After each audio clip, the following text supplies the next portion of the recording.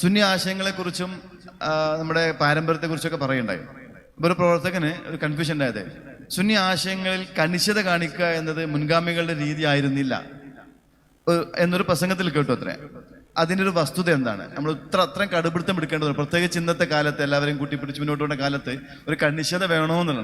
നോക്കൂ, ഈ ലോകത്തെ ഏറ്റവും കാരുണ്യത്തിന്റെ മുഖം ആരാണ്? നബി സല്ലല്ലാഹു അലൈഹി വസല്ലമ തങ്ങളാണ്. എന്നാൽ ആ നബി സല്ലല്ലാഹു അലൈഹി വസല്ലമ തങ്ങൾ ഒരു പള്ളി പോയി പൊളിക്കാനും കത്തിക്കാനും അവിടെ ഒരു വേസ്റ്റ് ഡസ്റ്റ്ബിൻ സ്ഥാപിക്കാനും ഓർഡർ കൊടുത്തിട്ടുണ്ട്. പരിശുദ്ധ ഖുർആൻ അതിനെക്കുറിച്ച് പറഞ്ഞിട്ടുണ്ട്. മുനാഫിക്കുകൾ ഉണ്ടാക്കിയ പള്ളിയാണ്. മുനാഫിക്കുകൾ ഉണ്ടാക്കിയ പള്ളിയെക്കുറിച്ച് ഖുർആൻ പറയും, വല്ലദീന ഇത്തഖദു മസ്ജിദൻ ദിറാറൻ വകുഫ്റൻ വതഫ്രീഖൻ ബൈനൽ മുഅ്മിനീൻ വഇർസാദൻ ലിമൻ ഹറബല്ലാഹ വറസൂലഹു എന്നിങ്ങനെ പറഞ്ഞിട്ട് ഖുർആൻ പറയാണ്, ലാ തഖും ഫീഹി അബദൻ. ആ പള്ളിയിൽ ഒരിക്കലും നബിയെ നിങ്ങൾ പോയി നിസ്കരിക്കാൻ പാടില്ല. മുനാഫിക്കുകൾ ഒരു പള്ളി ഉണ്ടാക്കി. ആ പള്ളി ഉണ്ടാക്കിയിട്ട് നബി തങ്ങളോട് വന്നിട്ട് ഒരു പറഞ്ഞ വാക്കുണ്ട്, നബിയെ നിങ്ങളൊന്ന് വന്ന് നിസ്കരിക്കണം, നിങ്ങളെ ബർക്കത്തിന് വേണ്ടിയിട്ടാണ്, നിങ്ങളൊന്ന് നിസ്കരിച്ചു തരണം എന്ന് പറഞ്ഞപ്പോൾ നബി സല്ലല്ലാഹു അലൈഹി വസല്ലമ തങ്ങൾ ആ പള്ളിയിലേക്ക് പോയി നിസ്കരിച്ച് കൊടുത്തില്ല എന്ന് മാത്രമല്ല, മഹാനായ വഹ്ശി റളിയല്ലാഹു അൻഹു ഉൾപ്പെടുന്ന ഒരു 4 അംഗ സംഘത്തെ പറഞ്ഞയച്ചിട്ട് ആ പള്ളി പോയി കത്തിച്ചു കളയാൻ വേണ്ടി പറഞ്ഞു. ഇതൊരു പക്ഷേ നബിതങ്ങളുടെ കാരുണ്യമുഖം പറയുന്ന ആൾക്കാർ ഇത് പറയാറില്ല. നിങ്ങൾ ആലോചിച്ച് നോക്കും, നബിതങ്ങൾക്ക് വേണമെങ്കിൽ നമ്മുടെ ഒരു സെക്കുലർ ഇസ്ലാമിന്റെ മുഖത്ത് നിന്ന് പരിശോധിച്ചിട്ട് വേണമെങ്കിൽ പറയാലോ, ഓലും അവിടെ നിസ്കരിക്കുകയാണല്ലോ, അത് പള്ളിയായി വഖഫ് ചെയ്തിക്കണല്ലോ, സുജൂദല്ലേ, ഒന്നുമില്ലെങ്കിൽ അഡ്ജസ്റ്റ്മെന്റ് പറയാമായിരുന്നു. പറഞ്ഞില്ല എന്ന് മാത്രമല്ല, നമ്മളുണ്ടല്ലോ ഈ തെന്നെ എറിഞ്ഞ ഒരാൾക്ക് സമ്മാനം കൊണ്ടുപോയി കൊടുത്ത റസൂലുള്ളാഹി തങ്ങളാണ് ഒരു പള്ളി കൊണ്ടുപോയിട്ട് പൊളിക്കാനും കത്തിക്കാനും ആവശ്യപ്പെട്ടത്. ഒരൊറ്റ താല്പര്യമായിരുന്നു, ആദർശം. അവിടെ മറ്റൊരു കാര്യം കൂടി ഉണ്ടായിരുന്നു.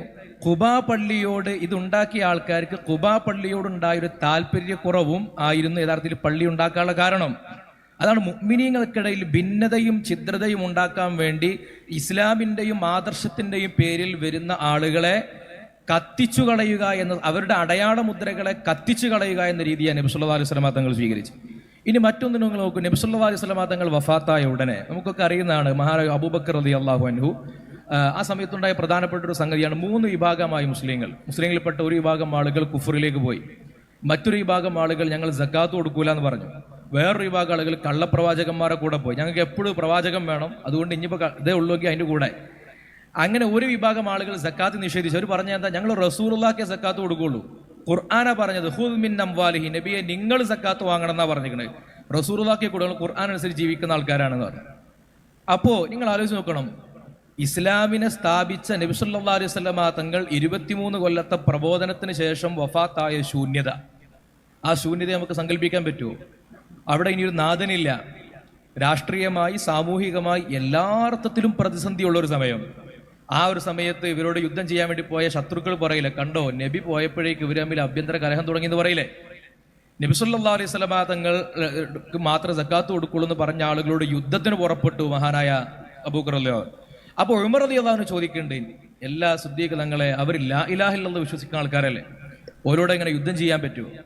അപ്പോൾ അബൂബക്കർ റളിയല്ലാഹു, നോക്കൂ, 2 കൂട്ടർക്കും തെളിവുണ്ട്, 2 കൂട്ടരുടെ പക്കലും നയമുണ്ട്.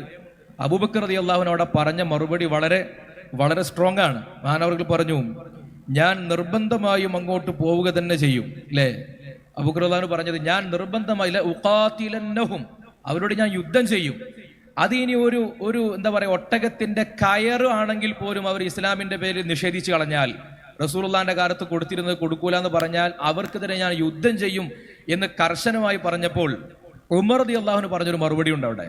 ഉമർ റളിയല്ലാഹു അൻഹു ആ സംസാരത്തിന് മറുപടി പറഞ്ഞത്, നിങ്ങൾക്ക് അല്ലാഹു തആല നൽകിയിട്ടുള്ള പ്രത്യേകമായ ഒരു മനസ്ഥൈര്യം ആണ് ഇത്, ഞാൻ നിങ്ങളുടെ കൂടെ നിൽക്കുന്നതാണ്. അതായത് ഉമർ റളിയല്ലാഹു അൻഹു അവിടെ ആദ്യം ഒരു നിലപാടുണ്ടായിരുന്നു, തെളിവുണ്ടായിരുന്നു. പക്ഷേ ആ നിലപാടിന് തെളിവിനും വേണ്ടിയിട്ട് നമുക്കിപ്പോൾ ഫാഷിസം പട്ടി വിടർത്തി നിൽക്കുക എന്നൊക്കെ പറഞ്ഞതുപോലത്തെ സ്ഥിതിയാണ് അന്നും. കാരണം അന്ന് മുസ്ലിങ്ങൾ തമ്മിൽ യുദ്ധം ചെയ്താൽ വലിയ പ്രശ്നം ഉണ്ടാവും അവിടെ. അപ്പൊ അങ്ങനെ ഒരു കലുഷിതമായ സാഹചര്യത്തിൽ പോലും ഈ നിലപാടിന് വേണ്ടി, ആദർശത്തിന് വേണ്ടി യുദ്ധം ചെയ്യാൻ അബൂബക്കർ റളിയല്ലാഹു അൻഹു റെഡി ആവാണ്. അവിടെ ഉമർ റളിയല്ലാഹു അൻഹു നമുക്ക് കിട്ടുന്നൊരു പാഠം എന്താണ്? അവിടുത്തെ ഇൽമിയായ അതോറിറ്റി അബൂബക്കർ റളിയല്ലാഹു അൻഹു ആണ്.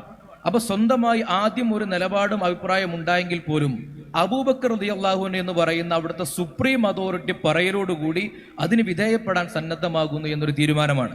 അപ്പോൾ 2 കാര്യങ്ങളാണ് ഒന്ന് ബിദഅത്തിന്റെ അഹ്ലുകാരോട് എന്നല്ല, ഇസ്ലാമിന്റെ ആദർശത്തിന് നിരക്കാത്ത നിലപാടുമായി വരുന്നവരോടൊക്കെ ലോകത്തിലെ ഏറ്റവും വലിയ സൗമ്യ മുഖമാണ് അബൂബക്കർ റളിയല്ലാഹു അൻഹു.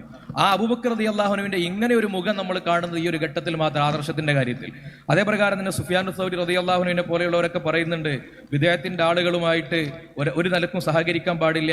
ആരെങ്കിലും ഒരാൾ ബിദഅത്തിന്റെ അഹ്ലുകാരുടെ കൂടെ ഇരുന്നാൽ വൈറസ് പകരുന്നത് പോലെ ഇങ്ങോട്ട് പകരും എന്നൊരു അഭിപ്രായം അബൂ ഫുദൈൽ ബിൻ ഇയാദ് റളിയല്ലാഹു അൻഹു പറയുന്നുണ്ട്. ബിദഅത്തിന്റെ അഹ്ലുകാരനോട് എന്തെങ്കിലും ഒരു ആദര പ്രകടനം കാണിച്ചാൽ ഫഖദ് അആന അലാ ഹദമിൽ ഇസ്ലാം, ഇസ്ലാമിനെ പൊളിക്കാൻ അവനെ കൂട്ടുന്ന ആളുകളെ പോലെയാണ് എന്ന്.